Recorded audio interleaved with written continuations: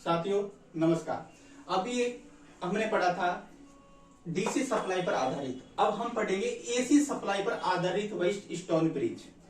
जानते हैं इसके अंदर क्या कंडीशन होती है क्या नहीं होती है। उससे पहले मैं एक पॉइंट पर चर्चा करता हूं, क्या होता है डीसी सप्लाई।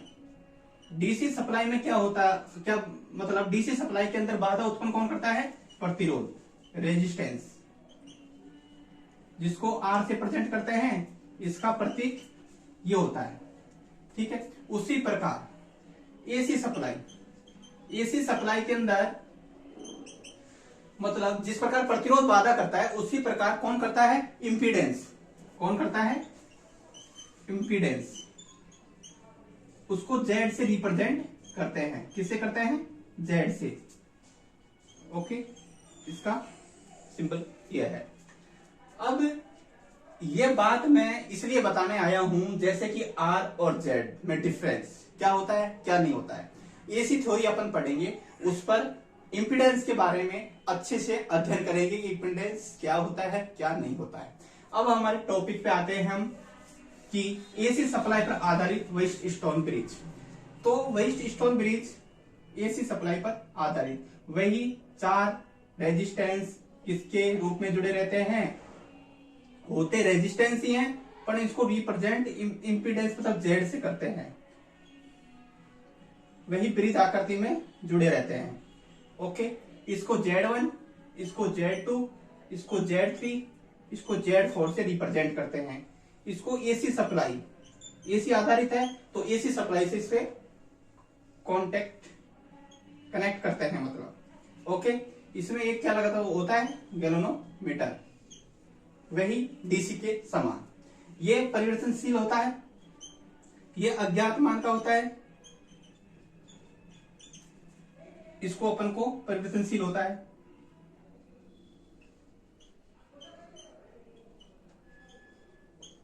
ठीक है, ये दोनों ज्ञात होते हैं पहले से ही, इनका ज्ञात मान होता है। ओके, अब क्या होता है, एक चीज और बताता हूं।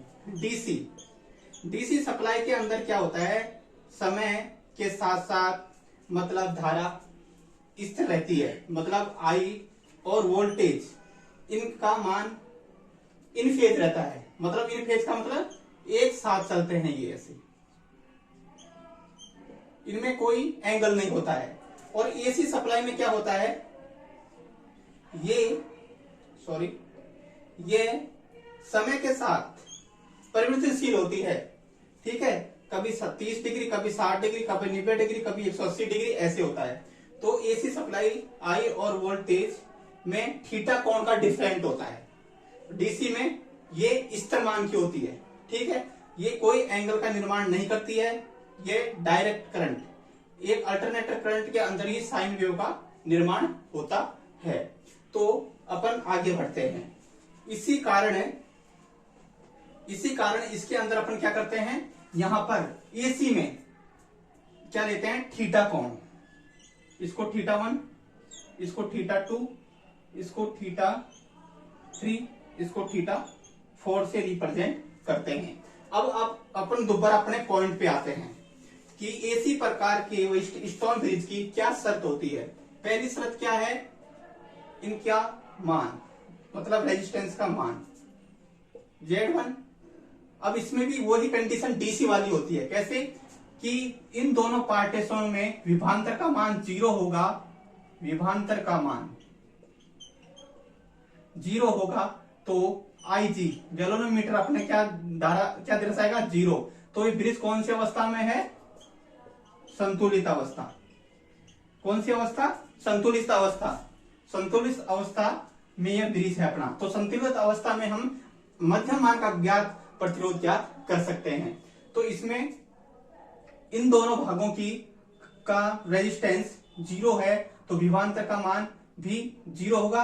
विभवांतर का मान मतलब इक्वल है, रेजिस्टेंस 0 नहीं है, इन दोनों भागों का रेजिस्टेंस इक्वल है तो विभवांतर का मान भी बराबर होगा। विभवांतर का मान बराबर होगा तो कट के वो क्या आ जाता है? 0 हो गया। जैसे कि विभवांतर का मान इधर 5 है और इधर 5 है तो 0, अब विभवांतरी 0 है तो उसके अंदर कोई भी परिपथ है उसमें धारा प्रभावित नहीं होगी, धारा प्रभावित आएगी नहीं होगी, तो मतलब वह ब्रिज संतुलित अवस्था में होता है। तो इसी प्रकार I3 इक्वल I2 I4, ये फर्स्ट कंडीशन ये हो गई। सेकंड कंडीशन क्या होती है, इनके साथ साथ इनका थीटा कोण भी लेते हैं। थीटा कोण कैसे, उसको θ1 प्लस इसके साथ कौन सा है ये वाला θ3 बराबर θ2 प्लस θ4, इन दोनों का मान भी क्या आना चाहिए इसके अंदर। जिस प्रकार इन दोनों पार्टीशनों का प्रतिरोध बराबर आया है और विभवांतर बराबर आया है, उसी प्रकार इनका डिग्री एंगल भी बराबर होना चाहिए। ये कहता है AC supply Wheatstone bridge. तो यदि ये दोनों बराबर होंगे तो अपना ब्रिज संतुलित अवस्था में है, उसके द्वारा हम अज्ञात मान का प्रतिरोध ज्ञात कर सकते हैं।